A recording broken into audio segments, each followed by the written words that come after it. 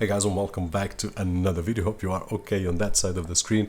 And today with a laptop from iProda, which is really nice. It has some interesting features, one of which is the yoga style. So we can fold it in, use it in tent mode or use it in tablet mode. Once we do this, it will ask us if we want to use in tablet mode, and if we answer yes, then it will lock the keys. So we can use it as a tablet without being afraid of touching the keys, because we can touch, they are locked. So just a really awesome experience if we want to use like that. Now, I did the unboxing experience on my Portuguese YouTube channel, so I'll leave a link right over here just in case you want to check that out. And although that you will not probably understand the language, I do believe that it's a fun video. One of the things that we did discover on the unboxing was the possibility to expand the M.2 storage right over here. Really easy. Just open this slot and we can expand. In terms of connectivity, we will find on the left hand side the USB Type-C for charging, but we will also have image out of here.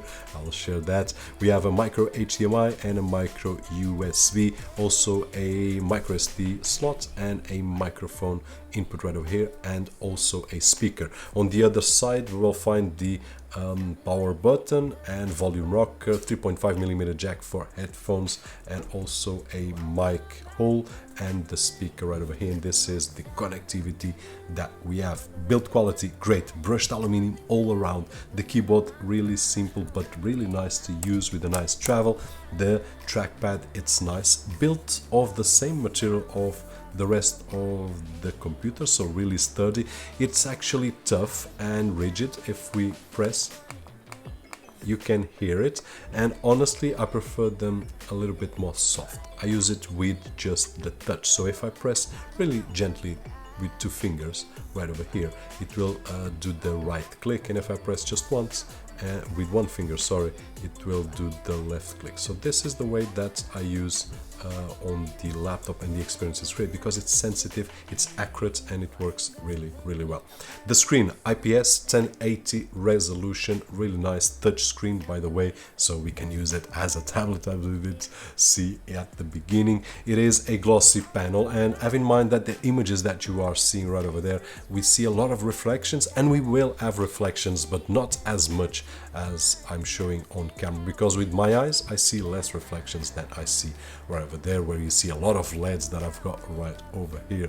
In terms of specifications, we have seen some machines, especially mini computers without screen, of course, right over here. So it's a nice CPU that it has. It has an Intel quad-core N4100, 4GB of RAM, 64GB of flash storage with the possibility to expand, as I said, and the build quality, it's really nice. In terms of some benchmarks, we did test out the Wi-Fi speed, so we will get nice speeds right over here. And if we connect a USB Type-C adapter with Ethernet connection, then we will have the maximum available bandwidth on our network. Just Geekbench for an example, so that you can compare with other machines. But in terms of performance, we will be able to use it as a machine to take to school, to take to work, to do a lot of stuff, Word, Excel, PowerPoint, all that. I honestly see this kind of machine, mini computers and laptops, as multimedia machines, as versatile machines, where we can, besides using Netflix, Disney Plus and things like that, which will have a awesome experience, and we can connect to bigger displays, which I will share my experience as well. But I do see more potential right over here. For example, if we want to have our own Kodi server, which I did share here on the channel, how to do that on a Windows computer, on an Android device, on a NAS device. We can centralize our content, and this can be a server. It has a CPU totally capable to that, so it will be server and player at the same time. And if we have other machines on the network, they all will come for the database right over here, so that if I start watching a movie right over here and then I go watch that movie on another place of my home, on another device, it will remember where I stopped. This is just awesome, more or less like Plex. And we also can use Plex server and Plex player right over here with a great experience. The CPU is totally capable of that, so the experience is just awesome. By the way, on these multimedia tests, I'm using remote right over here. I will try to leave links down below or right over here on the YouTube card, so that you can check what I did use. And I also used a gamepad the gamepad, of course, for gaming.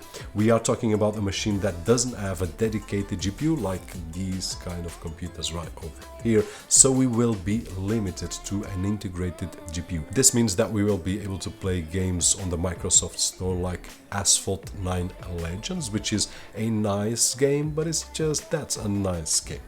Now, over the years, I've been suggesting game streaming, where we have our own full-fledged computer on our network and then we stream games to our devices which don't have dedicated GPUs. At this moment, the prices of GPUs are quite expensive, so what I'm using my own and I'm really enjoying, and I also advise for someone that wants the AAA experience, is the Microsoft Xbox Game Cloud, which is a awesome experience. So the servers are not here, are on Microsoft servers, and we will be able to play AAA games. We just need a nice Wi-Fi connection, which this computer will allow us to do that, and I did all these tests via Wi-Fi, so just an awesome experience. I was able to play Forza Horizon 5, which is at the moment one of my favorite games, but we can play other games like Battlefield and similar games which are very powerful, and here we will be able to play through that scenario. Now, one of the things that I also tested was an external display. I'm using the AOC Game Pro, which is an awesome display, 2K 240 Hz, and I did start by connecting via USB Type-C to DisplayPort, and I did connect it successfully, so that was a great experience. I was able to get 2K, which is the maximum of the display, at 140 Hz, but this laptop will be able to power 4K at 60 Hz. Now, this connection via USB Type-C, the only downside that I see is that when I connect via this mode, I will have no way of charging the laptop, so this is the downside. I also tested out via micro HDMI, and I was getting a maximum resolution of 2K with 120 Hz over HDMI. Now, the maximum will apply as the DisplayPort, which is 4K at 60 Hz for this laptop. The advantage via micro HDMI is that I will have the USB Type-C slot free, so that I can keep on charging, and I also have the USB or the micro USB port available, so that I can use the accessories like the remote control and also the gamepad that I used for gaming. And basically this is it. In terms of build quality, it's awesome. In terms of the screen, I really enjoyed it. The overall design and usability, the keyboard is really nice, and the special touch of having an M.2 available slot to expand the storage makes this device a really nice device, a really versatile device. I will leave a link down below so that you guys can check out prices and any specification that I forgot to mention probably. And that is it. Hope that the video was helpful in some way, and if it was, don't forget the usual thumbs up right over there, which is really appreciated on this side of the screen. My name is Roberto Jorge, and as always, I'll see you guys on the next one. The way that you leave